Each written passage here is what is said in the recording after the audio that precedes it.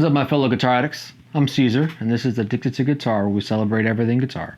So stop what you're doing, look down there, go ahead and hit that subscribe button and hit the bell, because you're going to want YouTube to let you know when we're doing new videos. We're doing new videos all the time, and we're actually giving away a twin note boogie distortion pedal to a lucky subscriber. So get yourself subscribed, and then check out the video that shows you how to enter. And we'll be giving that pedal away at about 125 subscribers. And we're a little over 100, I would say 106 or 107, so you got a pretty good chance of winning it if you get entered. So I want to thank you guys for supporting the channel, and everybody who's subscribed, and everybody who's making this channel great. We love doing it, and we love being able to do it for you guys, so thanks a lot. So today we've got a lesson for the beginners out there, and I know most of you guys are probably beginners because playing guitar is hard, and most people don't get out of the beginner stage. So that being said, everybody knows that alternate picking is the #1 skill you need for playing guitar. And everybody at this point should know what alternate picking is. If you don't, it's just up and down picking.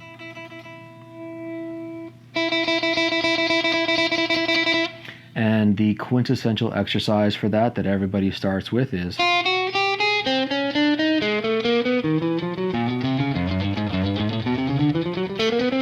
right, one finger per fret going up and down.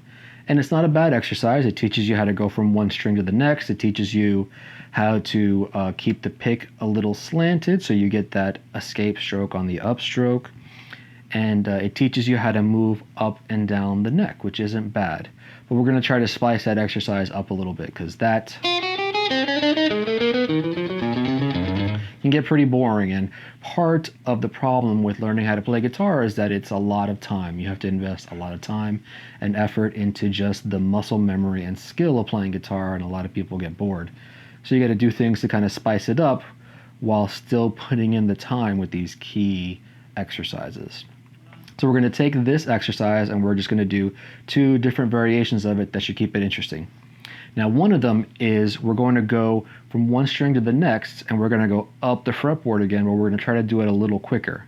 We're going to go up a fret every time we switch a string. Now, to start out that skill, we're going to go on just 2 strings, and we're going to go just on the E string. And when we switch to the B string, we're going to go up a fret. Now, instead of going back down and going all through 6 strings, we're going to go back up to the E string, but we're going to jump a fret again. And then we're going to go back to the B string, and we're going to jump a fret again.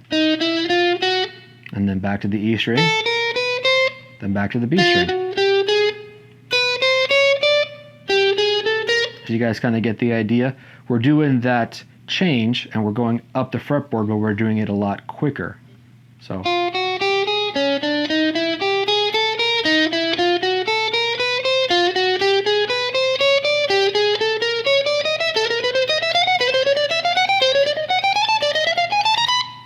So it kind of keeps it more interesting. It gives you the feeling of shredding a little bit because you're going up the fretboard pretty quickly. And it still works on all the key things, right? The downstroke, the upstroke, and going from one string to the next. So one more time, slow for you guys.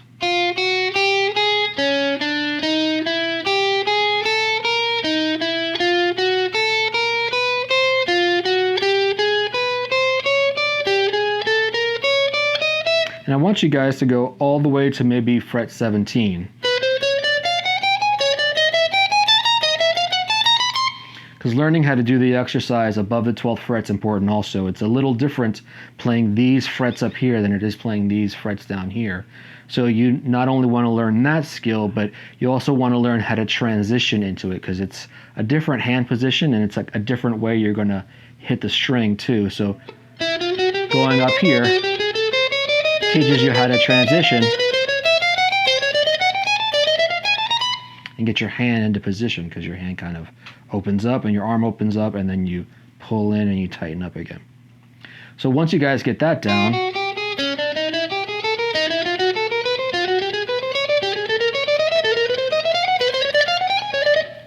we're going to keep doing that same idea, but we're going to go through all 6 strings. And this is where it gets kind of fun.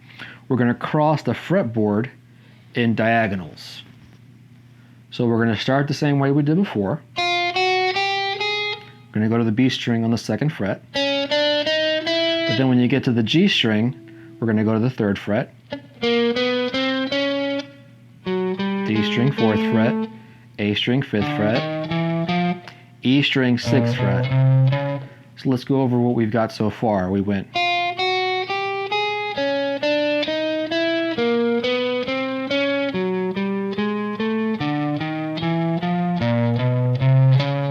you guys get the idea?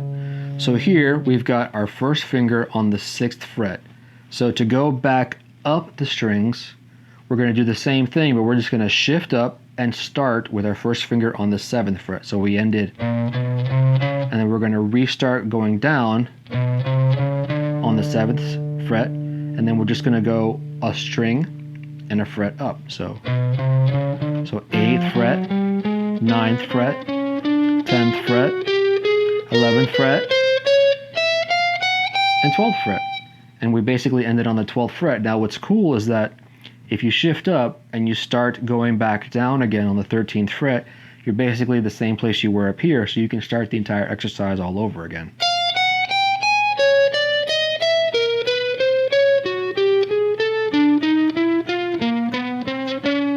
And if you've got 24 frets and you've got the fingers that are long enough to play it, you can actually play almost an entire second run of it down here, which, like I said before, is good because you want to practice being in this area because it's different. It feels different. Your fingers have to learn how to be closer and do different things. And there are even times where you may not use your pinky. On this one you have to because you need all 4 frets, but just practicing up here is really good. And practicing, like I said, the transition from this area to this area is good. So let's take it again. We're going to start from the beginning.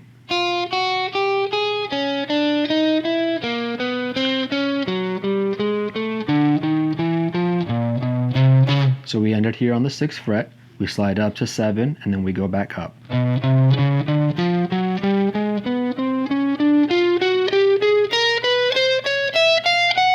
Then we shift up and we go back down.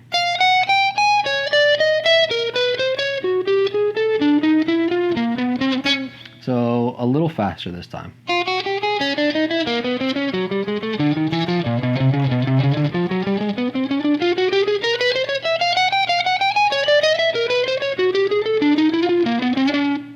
You get the idea. Not bad. It's not too much different. It's not too much harder, but it's going to make it a lot more exciting to do the exercise.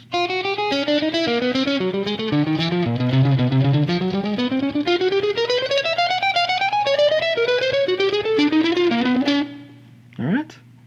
So let's go over what we've done. We took that same exercise that everybody learned.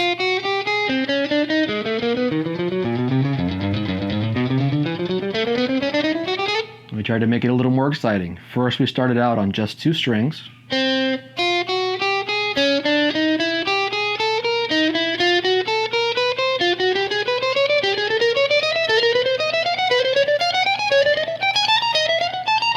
And if you want to be real exciting, you can try going back down the same way. So.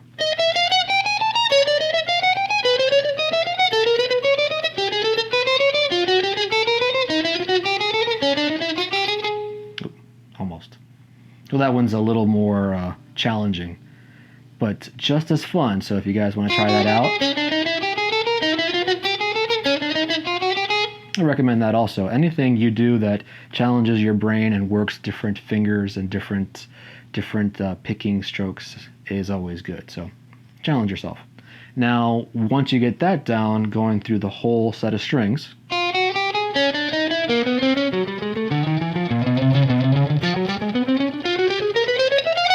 we're going to do it one more way. We're going to do it basically a mirror image of it or backwards. We're going to start that pattern on the E string. And the same thing happens. You end with your first finger on the 6th fret, so you slide up and you start the exercise again with your first finger on the 7th fret, and you just go back down. And you know you did it correctly when you end with your first finger on the 12th fret. Then you just slide up to 13. And you keep going. So.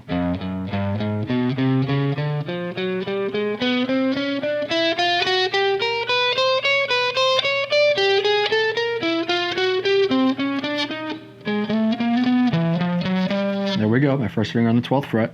So then I start on 13 again. Yeah.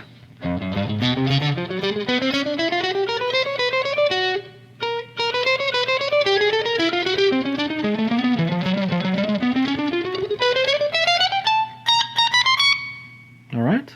So 2 ways to challenge yourself. I recommend you give them a try. And really, any time you spend on your guitar is going to be good for your skills and for practicing, and just good for your soul. Right? Guitar is good for your soul. But if you do these things that are specifically designed to work on key areas, you're going to get a lot out of them. And I know everybody hates this, but I recommend that you use a metronome if you can. Now, this is a standalone metronome, but you can go on Google, and Google actually has a free metronome that you can program on there. And it helps keep you in time and helps with your synchronization.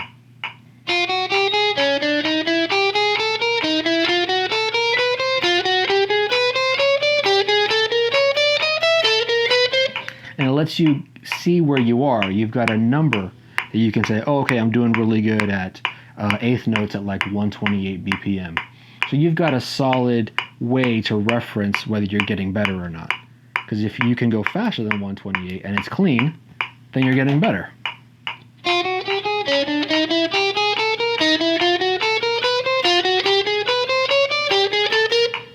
So I definitely recommend it. I know most people don't like it, and a lot of people don't think that there's value in it, but I think there is. All right, guys, so a couple great exercises for you. Gives you something to work on, gives you a little nugget of guitar goodness. And hopefully you enjoyed watching me give you this lesson, and hopefully you got something out of it. So stop what you're doing, and if you didn't do it at the beginning of the video, look down there. Go ahead and hit the subscribe button and hit the bell. And I appreciate everything you're doing for us, and hopefully we're doing something for you guys.